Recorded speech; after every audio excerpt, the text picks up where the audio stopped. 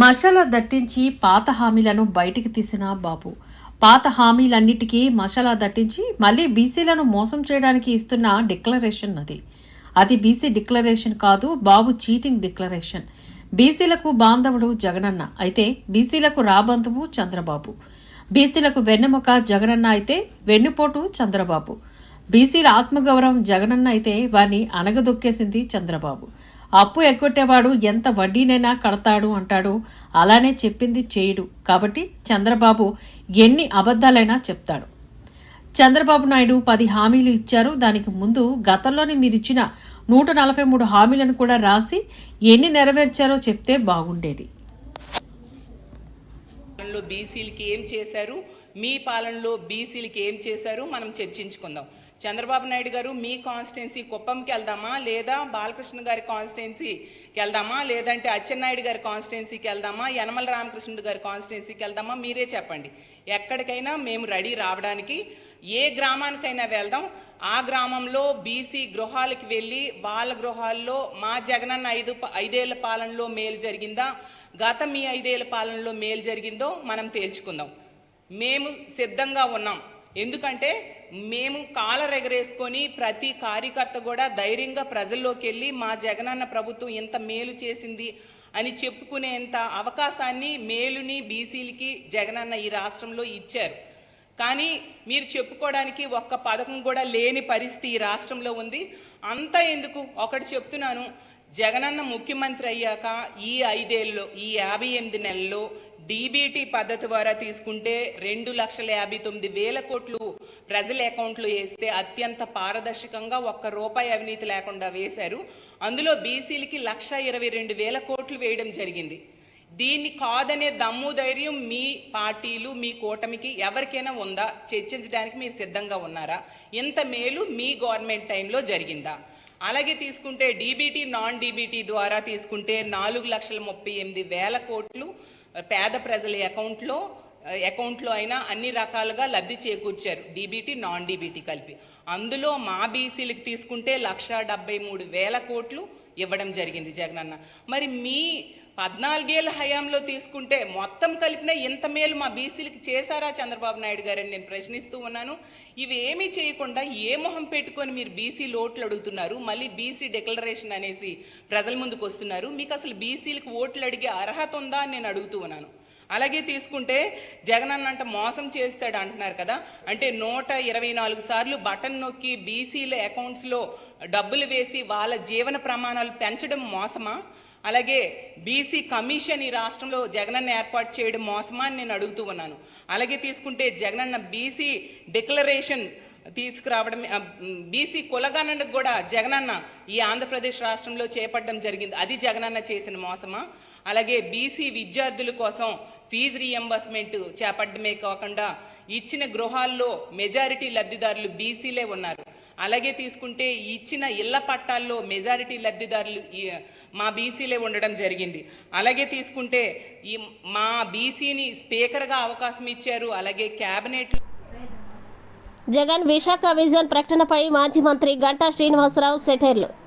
Visakha vision పేరుతో CM Jagan చేసిన ప్రకటనపై మాజీ మంత్రి గంటా శ్రీనివాసరావు స్పందించారు.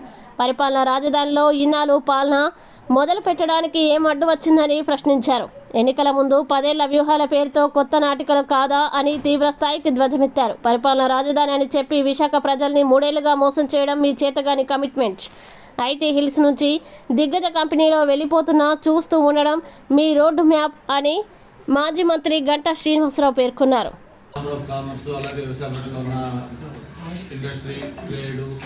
అందరూ ప్రజలు కూడా పిలిచి దాంట్లో ఆయన యొక్క విజన్ పంచుకున్నారు. మామూలుగా ఎవరైనా చిత్తశుద్ధి ఉంటే, నిజాయితీ ఉంటే ఇటువంటి కార్యక్రమాలకు ఎప్పుడు కూడా ఒక టైం ఫ్రేమ్ ఉంటుంది. జనరల్గా గవర్నమెంట్ వచ్చిన వెంటనే వాళ్ళు ఏం చేయాలనుకుంటున్నారు, వైజాగ్ ఏం చేయాలి, లేదా స్టేట్ మొత్తం అనే హోల్ ఏం చేయాలి, ఇవన్నీ కూడా వాళ్ళ ఆలోచనలు అవి షేర్ చేసుకుంటారు, తప్పులేదు.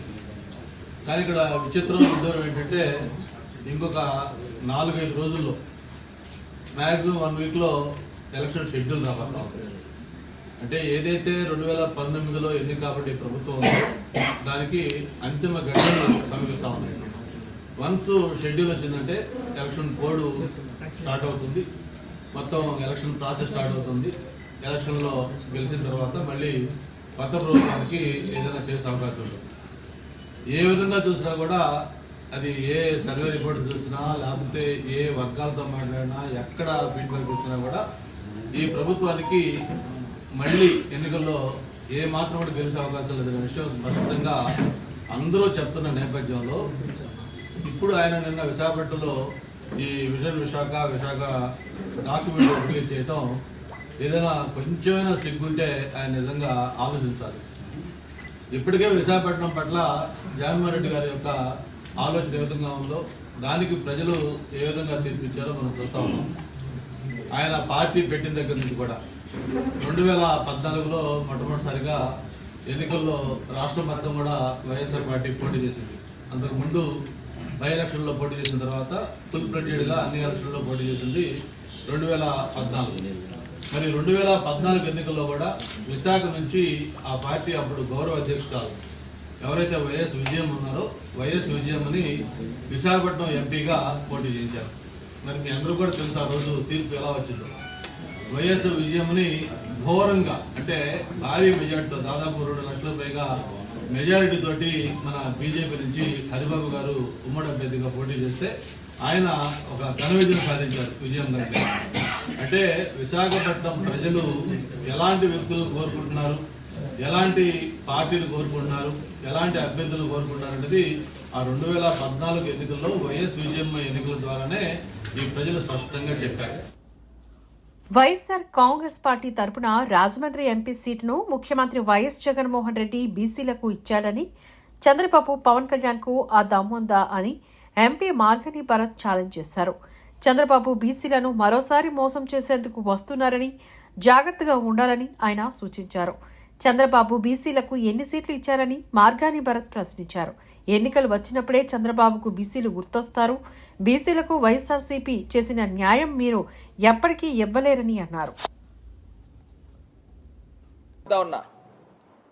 వయసు నాది చిన్నదే, బుద్ధిలో కాదు.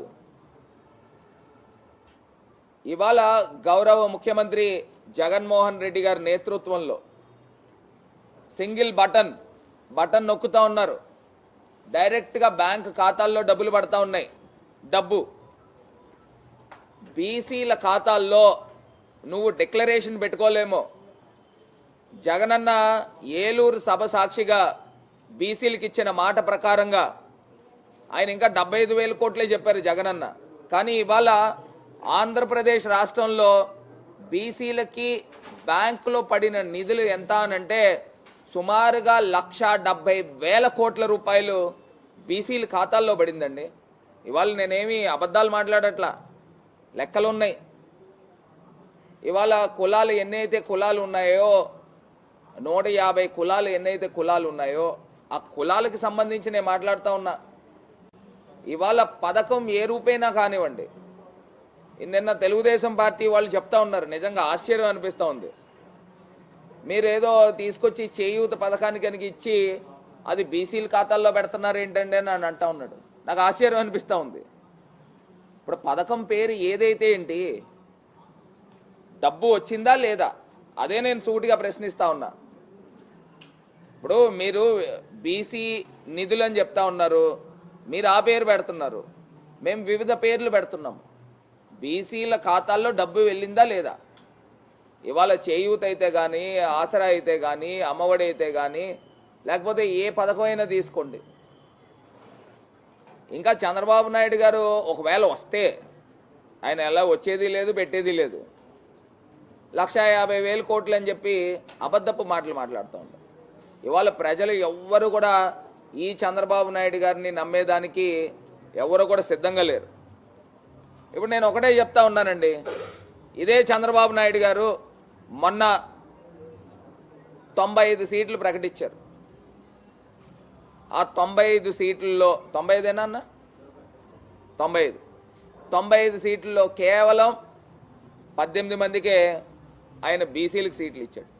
మరి ఇదేనా తెలుగుదేశం పార్టీ?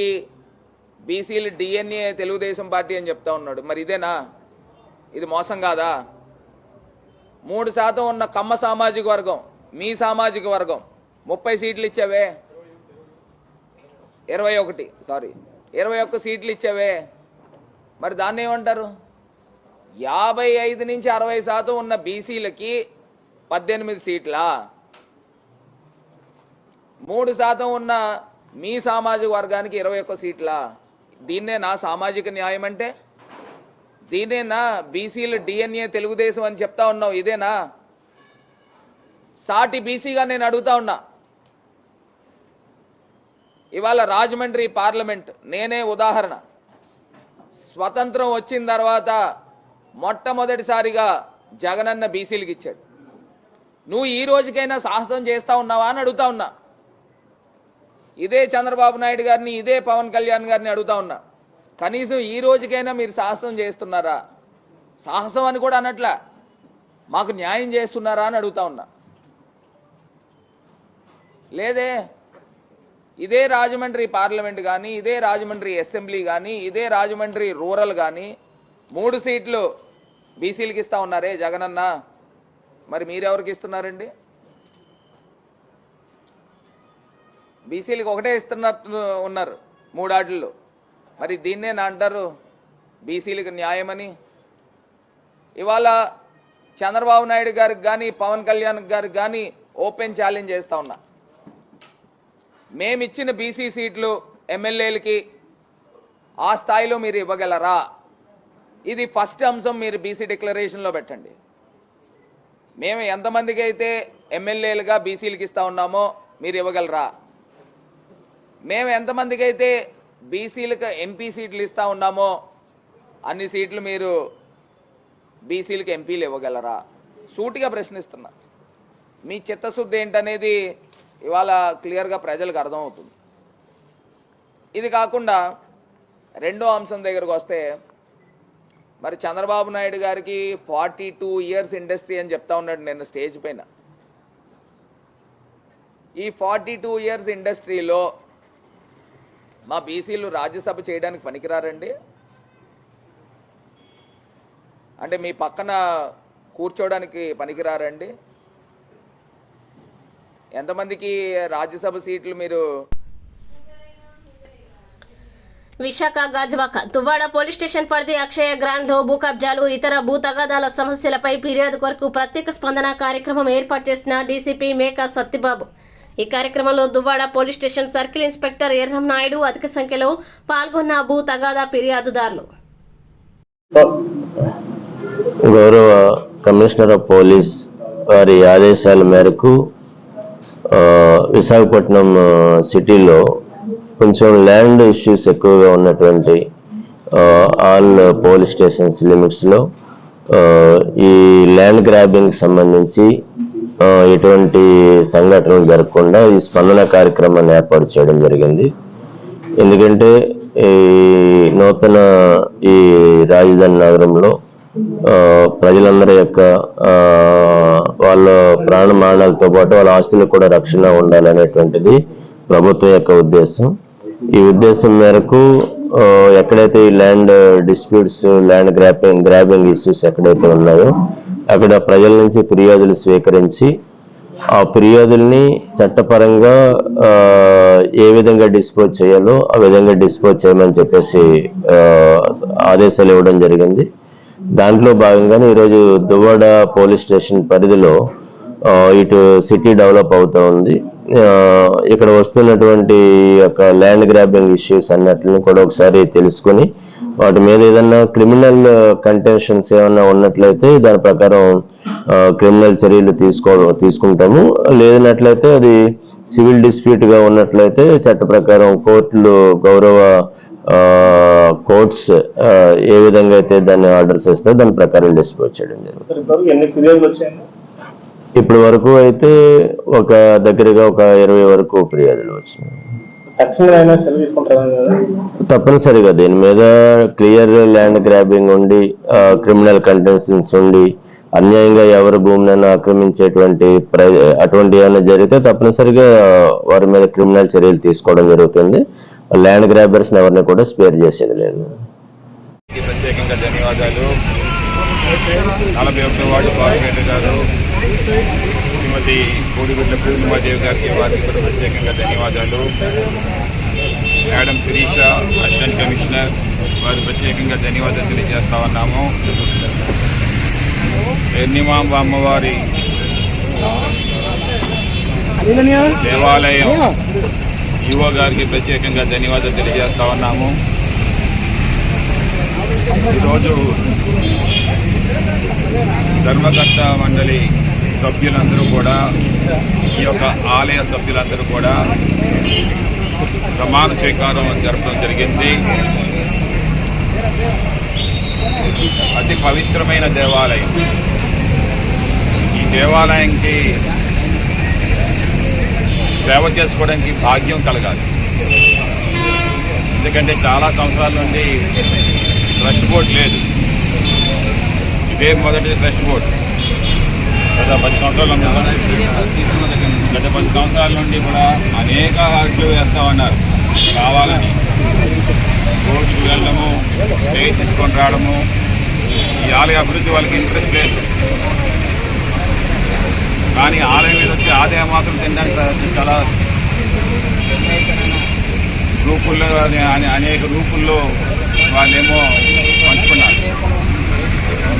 మరి ఈరోజు మాత్రం మా వైఎస్ఆర్సీపీ ప్రభుత్వంలో అన్ని ఆలయాలకి కూడా ట్రస్ట్ బోర్డులు వేయడం జరిగింది. సుమారు ఈ విశాఖపట్నం దక్షిణ నియోజకవర్గంలో 20 టెంపుల్స్కి ట్రస్ట్ బోర్డు మెంబర్స్ వేసాము, చైర్మన్స్ వేసాము. మరి ఈరోజు ఈ టెంపుల్కి ముఖ్యంగా ఇది మత్స్యకారుల టెంపుల్ అంటారు. ఈ టెంపుల్కి ఒక విశాఖపట్నమే కాదు, ప్రపంచ దేశాల నలుమూలల నుండి కూడా ఈ అమ్మవారిని మొక్కుకుంటారు. వెళ్ళడం కలిగితే అమ్మాన్ని ఉయ్యాల్లో వేస్తాను, గోచు చెల్లించుకుంటాను. జాబు రాకపోతే జాబ్ కోసం, పిల్లలు కలగని వారికి పిల్లల కోసమని, ఆస్తులు అంతస్తుల కోసమని, ఎవరినైతే ప్రేమగా చూసుకుంటారో వాళ్ళ ఆరోగ్యం బాగా ఉండాలని, ఉన్నతమైన శిఖరాలకి ఎదగాలని. ముఖ్యంగా నేను ఒక ఎగ్జాంపుల్. ఈరోజు ఈ దక్షిణ నియోజకవర్గం నేను 2 సార్లు ఎమ్మెల్యే అయ్యానంటే ఆ అమ్మవారి అనుగ్రహం అని చెప్పేసి నేను తెలియజేస్తాను. 3వసారి కూడా మళ్ళీ ఇదే కాన్స్టిట్యున్సీకి నేను ఎమ్మెల్యే అవుతానని చెప్పేసి నాకు పూర్తి నా పైన ఉండే నమ్మకం కంటే ఆ అమ్మవారి మీద ఉండే నమ్మకమే ఎక్కువ అని చెప్పి నేను తెలియజేసుకుంటాను. అందుకే ప్రతి ఎలక్షన్స్ అయిపోయిన తర్వాత అమ్మవారి మొక్కు చెల్లించుకుంటాను. నేను ఎప్పుడు కూడా చూస్తూ ఉంటాను. అలాంటి ఆలయానికి ముఖ్యంగా మా తోట పద్మావతి గారు, కార్పొరేటర్ గారు, అండా రమణ గారు అయితే ఈ ఆలయానికి బాగా చైర్మన్గా మరింత అభివృద్ధికి తీసుకుని వెళ్తారని చెప్పేసి వారి పేరుని చూసేసిన పిదప ఏకగ్రీయంగా సభ్యులందరూ కూడా మా సమక్షంలో చైర్మన్గా లండా రమణ గారిని మేము ఎన్నుకుంటాము. ఈ టెంపుల్కి ఎన్నో సేవలు అందిస్తూ ఉంటారు ఎప్పుడు కూడా మౌలి గారు. అటువంటి మౌలి గారికి కూడా ఎందుకంటే నిత్యం అసలు ట్రస్ట్ బోర్డులో ఉన్నా లేకపోయినా సరే అమ్మవారి ఆలయం కంటే అతను ఉన్నారు అంతేనే. అతనికి మెంబర్తో సమానం లేదు. ఏదో వేసామంటే ఇది ఒక అలంకరణే తప్ప ఇంకేం లేదు. వారు చేసే సేవ ఎప్పుడూ కూడా ఉండనే ఉంటుందన్నమాట. సో వారి సేవలు కూడా ఎప్పుడు కూడా ఈ అమ్మవారికి ఉంటాయి. మరీ ముఖ్యంగా మా వాసుపల్లి నారాయణ అతను అందరూ కూడా మత్స్యకారులు, మిగతా వాళ్ళందరూ కూడా వారికి కూడా ప్రత్యేకంగా నేను ధన్యవాదాలు తెలియజేస్తా ఉన్నాను. ఈ ఆలయ అభివృద్ధిని చెందించేలాగా మీరు ముందుకు తీసుకుని వెళ్ళాలి. ఈ బిఆర్టీఎస్ రోడ్ నడిబొడ్డున ఉంది. అనేక ఇబ్బందులు మనకున్నాయి. ఇప్పుడిప్పుడే దాతలు వస్తూ ఉన్నారు. అతిపెద్ద షెడ్ నిర్మాణం చేయడం కోసం వచ్చారు. ఈ ఆలయం కూడా ముందేమో మనకు తెలిసి ఎలాగుండేదో ఇప్పుడు ఆలయ పరిస్థితి వస్తే ఎంత బాగుంది. గ్రానైట్ స్టోన్స్ అన్ని వేసి ఈవో గారు కానీ, అసిస్టెంట్ కమిషనర్ కానీ, శిరీష గారు తీసుకునే చొరవ, ఈవో గారు తీసుకునే చొరవ, మరీ ముఖ్యంగా ఈ ఆలయం మీద ఏదో కక్ష. ఈవో వస్తే ఈవో మీద ఏమో ఏదో రాసేయడం, రాతలు విపరీతమైన రాతలు రాసేయడం. ఈ ఆలయానికి పనిచేయడానికి మనసు ఉండట్లేదు. ఉండనీయకుండా చేస్తా ఉన్నారు. ఈనాడు పేపర్ కూడా నేను చూస్తా ఉన్నాను. ఎందుకో తెలీదు ఆ కక్ష సాధింపు. అభివృద్ధి చెందుతుంటే దాంట్లో లంచాలు తినేస్తా ఉన్నారని, ఇవన్నీ నడిపే వారికే తెలుస్తుందన్నమాట కష్టం అనేది. నేను సభ్యులందరికీ కూడా కోరుతాను, అలాంటి మచ్చ తెచ్చుకోకండి. పవిత్రంగా అమ్మవారిని సాక్షిగా మీరేమో సేవలు అందించండి. ప్రతి మంగళవారము ఆదివారం వచ్చే భక్తులందరికీ కూడా ఒక నీడనివ్వండి.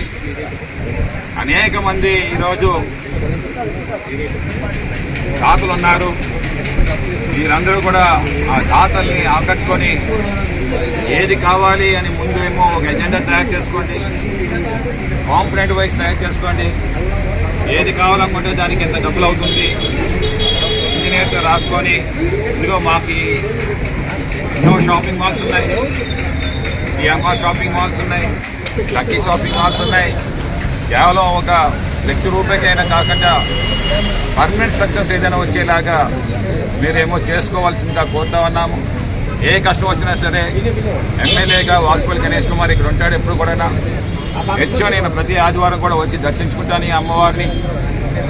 ఏ సమస్యనా సరే నాకు తెలియజేస్తే అటు రైల్వే వారితో కానీ, అటు జీవీఎంసీతో కానీ, అటు పోలీసు వారితో కానీ, అటు జీఎంసీ వారితో కానీ అన్ని రకాలుగా కూడా నేనేమో సమస్యలకి పరిష్కారం అందిస్తాను.